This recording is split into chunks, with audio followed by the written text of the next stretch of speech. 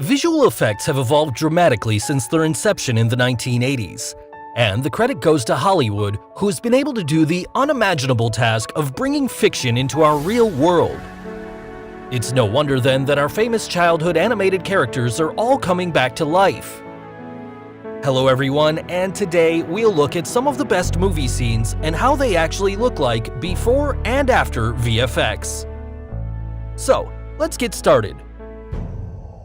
At number 7, Maleficent, Mistress of Evil.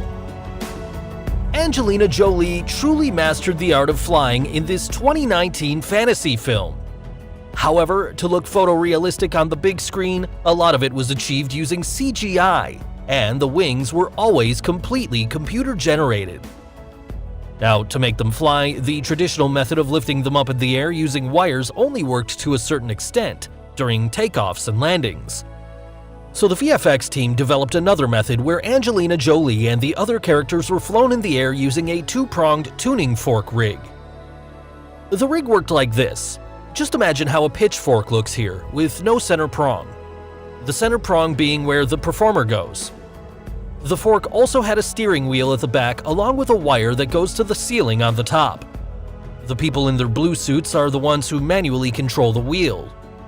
The tuning fork rig worked quite well, in particular for hovering scenes, which allowed the director to fly them backwards, forwards, or sideways in full 360-degree movement. Sometimes up to 3 actors were suspended in the rig within a blue screen space, which were later turned into CGI backdrops. Now, these 2 blue blades which you see at Jolie's back were the ones which were later replaced with animated wings. In those instances, the CGI team would then match the wings with the natural movements in the actors' performances. At number 6, Terminator 2: Judgment Day. Though the movie is almost 3 decades old, the iconic villain character T-1000 is still fresh in our minds. The visual effects used for the T-1000 were highly advanced for the time, combining state-of-the-art CGI, prosthetics, and editing to allow the T-1000 to demonstrate its shape-shifting ability. CGI was required particularly for the T-1000, a liquid metal structure, and this character could transform into almost anything it touches. The creation of the visual effects cost $5 million at the time and took 35 people, including animators, technicians, and artists, and almost 10 months to produce, for a total of 25 man-years. Despite the large amount of time spent, the CGI sequences only totaled 5 minutes of the film.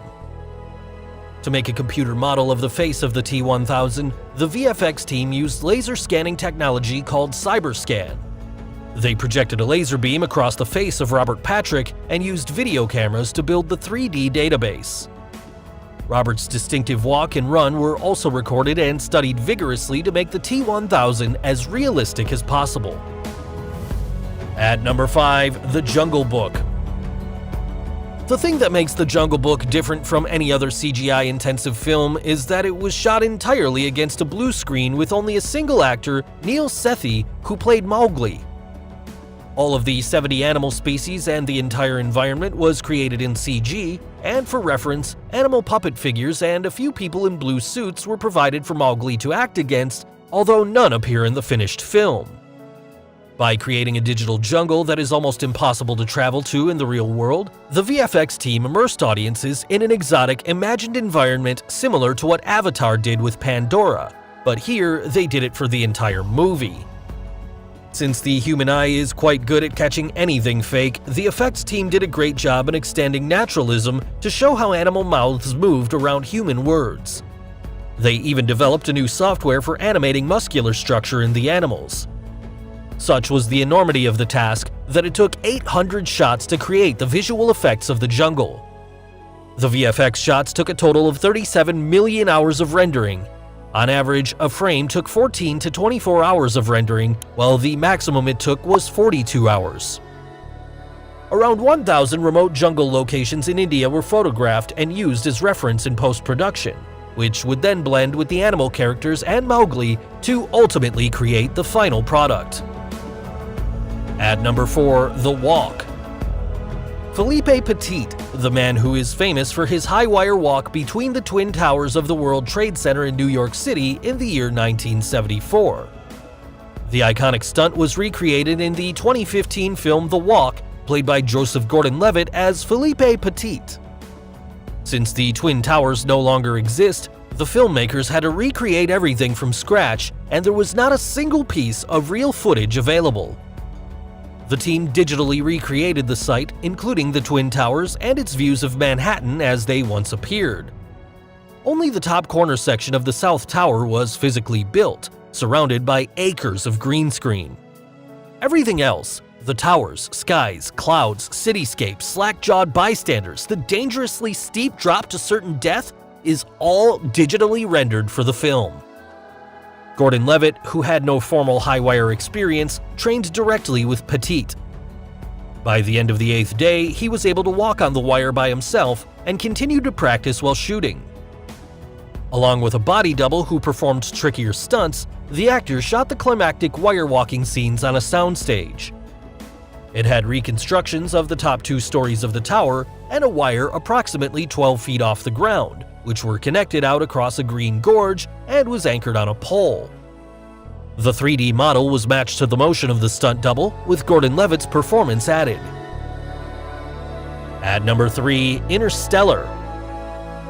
Christopher Nolan is known to create realistic-looking visuals with minimum use of the green screen. Now, for a film with so many great visuals, the number of effects in the film was not much greater than in Nolan's other films, The Dark Knight Rises or Inception.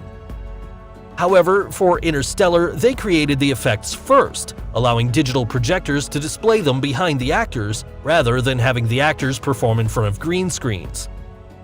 To keep the film realistic, Interstellar's Earth-based sequences used few visual effects, one of which was a dust storm, so they would contrast with Nolan's vision of space travel, which involved a mathematically accurate black hole, a wormhole, the various planets, and the time-warping Tesseract.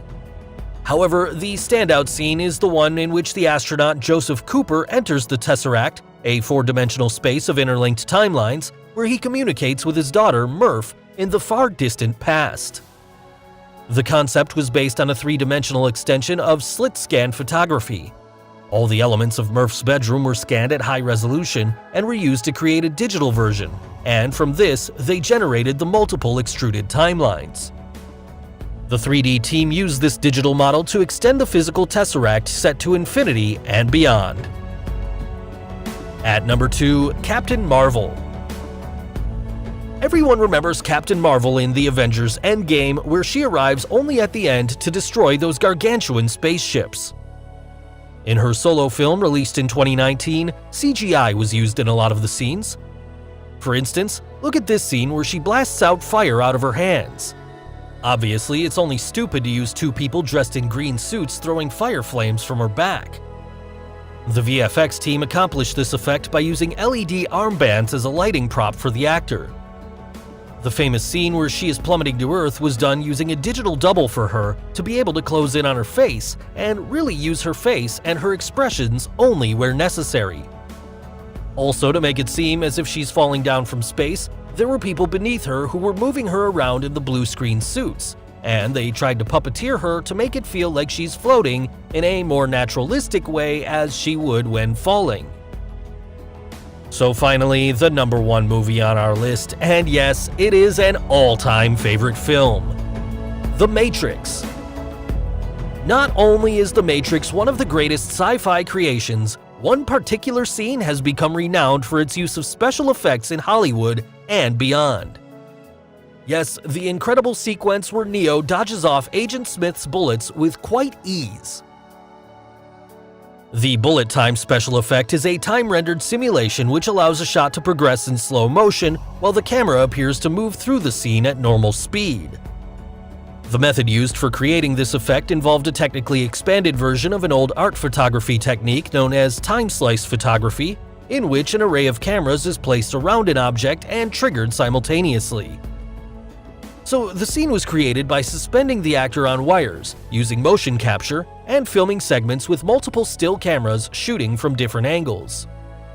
Then, instead of firing the cameras simultaneously, the visual effect team fired the cameras fractions of a second after each other, so that each camera could capture the action as it progressed, creating a super slow motion effect. When the frames were put together, the resulting slow motion effects reached a frame frequency of 12,000 per second as opposed to the normal 24 frames per second of film to create this stunning effect. So guys, hope you enjoyed this video. And what do you think of these movie scenes? And which VFX movie is your favorite? Tell us in the comments below. Do like and share this video with your friends on social media. For more such amazing things, don't forget to subscribe to our channel. And finally, thanks for watching.